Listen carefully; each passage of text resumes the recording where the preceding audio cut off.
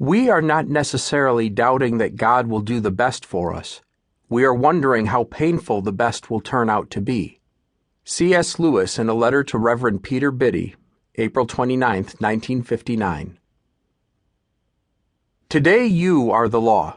You are the law, not some book, not the lawyers, not a marble statue or the trappings of the court. See, those are just symbols of our desire to be just.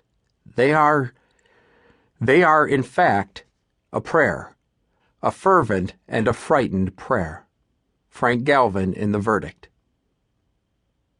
I'm alone and outgunned, scared and inexperienced, but I'm right. Rudy Baylor in The Rainmaker. Chapter 1. For a moment, Amy Ryan can't move. She looks down at her phone, which she made the mistake of checking a moment before backing out of the parking lot. The short post by a Facebook friend penetrates her heart and forces her to pause, though the air conditioning hasn't even begun to cool down her Prius. The post brings her back to last year, to everything that happened, to places of pain and peace. Why in the world would anyone post this today of all days? The 3 words no longer bring comfort. For Amy, they bring questions and curiosity, the very thing she's built her life and career around. Being inquisitive is a necessary trait for a journalist and a blogger, but these questions come from another place, a place very few ever see. She sighs and puts her phone down, then stares at the glint of the sun reflecting off the hood of her car. There's that nagging feeling again, like a note left on the counter reminding her of things to do. She just can't seem to be able to read it.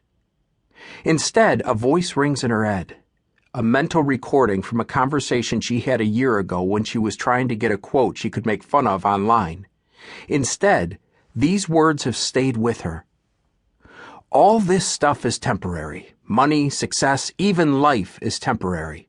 Jesus, that's eternal. It had been a silly sentiment spoken from someone equally ridiculous, so she thought back then. But the truth behind this statement would reveal itself that day and in the days that followed. God's not dead. So many had uttered those words, making them their mantra, texting and emailing them to everybody they knew, posting them on social media like Amy's Facebook friend just did. But that was last year, and a lot had changed since then. Does God change? Amy doesn't know.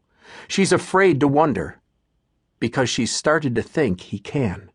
Or even worse, maybe sometimes he simply decides to move on.